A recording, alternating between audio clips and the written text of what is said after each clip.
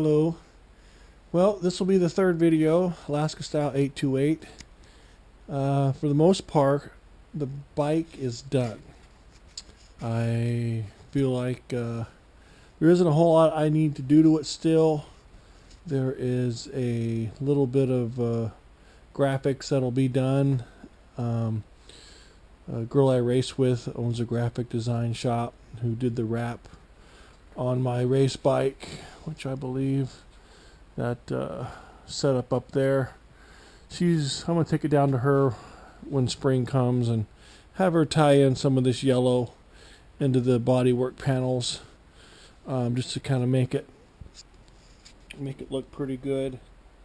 Sorry, it's on a kickstand now. It hasn't been on a kickstand in a long time, so it'll be a little bit difficult. But I just want to make a quick little video here and show you a couple things that are done. So for the most part, you know, I think it looked pretty good. She's going to be a really good street motorcycle, street riding bike. So we got, you know, basically a race bike at heart. You know, she's got a lot of really cool parts on her, a lot of really cool electronics, and I added a bunch of stuff. So in general, you know, you got a GSXR 2006 1000. So this is the model, if you don't remember, that still had, well, at that point, still had the cable operated clutch. They went to the hydraulic clutch in 07, but I'm really glad that I had this one. She's got Dynojet Power Commander 3 in her. I have the bung and the exhaust on the full system tie Akrapovic exhaust, but don't have the Power Commander 5, and I had a lot of things going on already, so I didn't feel like I needed to upgrade. But I do have the quick shifter from Dynojet. If you can see that, that's right there. And I've got it set at 0.75 milliseconds, or no, 75 milliseconds on the shift pattern. It's got a, let's see, is that from Bazzaz?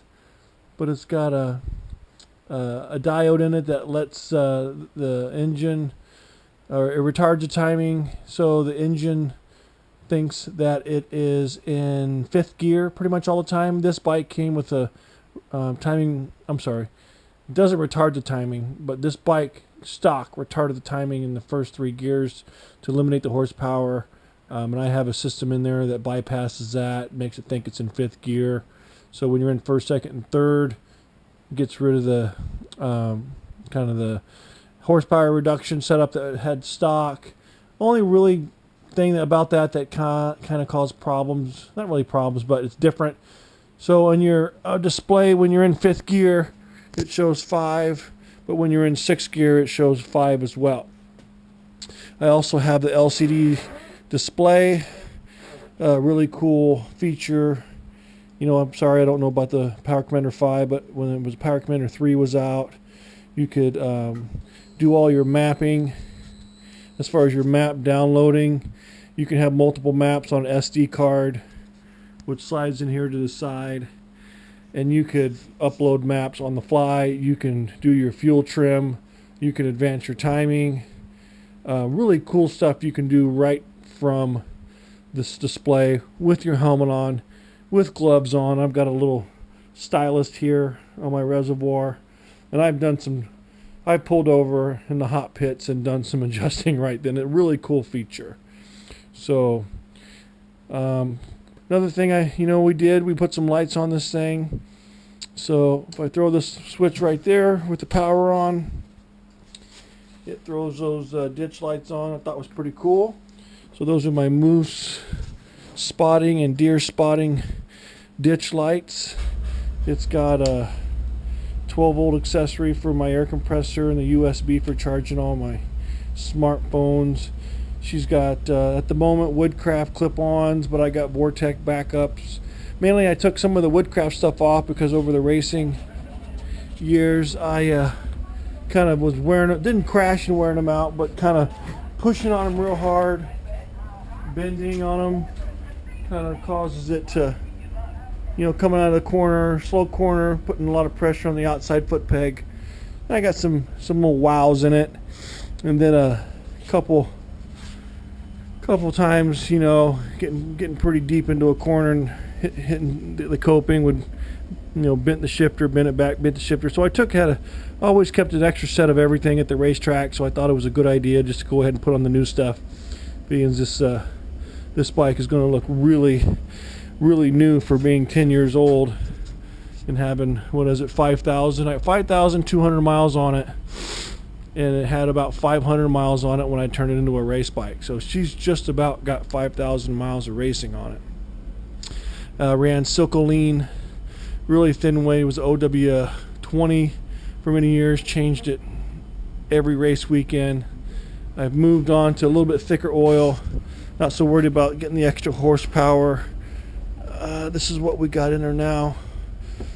That Motor X stuff, which I don't know, pretty happy with already, but I haven't really tested it out. Got the bike safety wired. Everything's safety wired still. So, anywho, I just wanted to let you guys see some of the stuff we did, or I did, I guess. Hot grips, high-low setup. Still got the aim lap timer, even though I'm not going to be using it on the street, of course, but I don't know. I wanted the guys I race with, when they see the bike, the guys that really know what they're looking at when they look at a bike, really feel that it's a race bike at heart. But one of the really cool things I did, I ran some of the stuff off of the ground trigger on the PDM 60. So if I throw this switch here, turn on the PDM 60, that activates my 12 volt accessory and my USB. Okay, so if I want to run my air compressor, if I've got a flat tire, throw that switch down there, and this can all happen without the key being on. Then I got work lights under here, so if it's dark out, I can plug my tire, use my air compressor, get it up and going, but the bike doesn't have to be running to do that.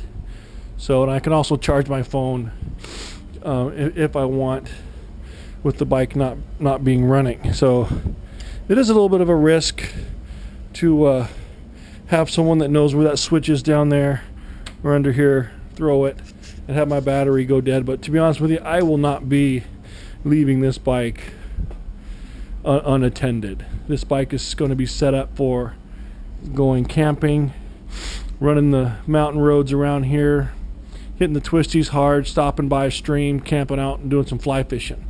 That's what this whole project has kind of been about. We've got cabin property about 165 miles away, and I will be ripping down there on this, enjoying my fishing trips and camping trips with other buddies that I've raced with over the years that are kind of also moving out of it, just getting a little bit older as we're closer to 50 than 40. So I've got the luggage rack mocked up. Okay, it's actually kind of final assembly, but I got a few more things I want to do to it. That'll be probably one of my last videos. I'll show everyone how it works, have all the items on it, but this thing is set up to put on through the rear seat latch, keyed seat latch, which is just the mechanism here. So when it's in, it'll be in, and then to get it off, I take my key out, just like you're taking the rear seat cover or the rear seat pad, putting on the seat cap, or vice versa. Take the key, pop it out, it'll come out. Thought it was a pretty cool design. I know no one makes anything like this, so I just designed it myself. There was nothing out there that I thought that I could use. I didn't want to weld on my bike, didn't want to bolt anything onto the frame, so I can keep this whole thing set up with my dry bags, my gas tanks. This is going to have my kitchen stuff in it, and it'll be on that rack. You know, if I want to go, I clip it in, go. I don't have to spend 3 hours setting the bike up to do it. So I did some good hard thinking on how I wanted to have it done, and when the cap's in, great. When the cap's out, that luggage rack will be in. I've got some fiberglass work to do, because when this is in, I have an opening that's going to be able to get to my electronics in the back. So I'm going to build a form out of one of my seat caps and fiberglass and make it, and I'll show you guys that later. But I think the bike was in a good place to make another video and show you guys how everything turned out.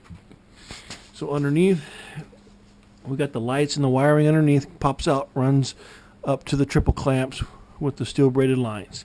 Everything underneath is done in yellow, which I really thought that was cool. I'm not going to be able to put the lights in here because of the travel of the suspension. I had some spots and other fogs, but what I'll probably end up doing is mounting some stuff onto the luggage rack, and then I don't want to put one of my spots here and then have it hit, bottom out the suspension. So I didn't really know how that would work until I got it all put together and did some measuring, but I can't mount it up in here on the upper fork tubes because the light won't get out. So I may be rethinking that here later, getting some different lights and just mounting them on the side. So whatever, it's always a work in progress. Can't have the thing 100% done right away, then I'd have nothing else to do. But you got to have those winter projects up here. Winters are long, and it's really been a lot of fun working on this so far. So I hope you have enjoyed a little bit of an update. And anyways, let me know what you think. All right? Got any questions, let me know. Alaskastyle828. We're out.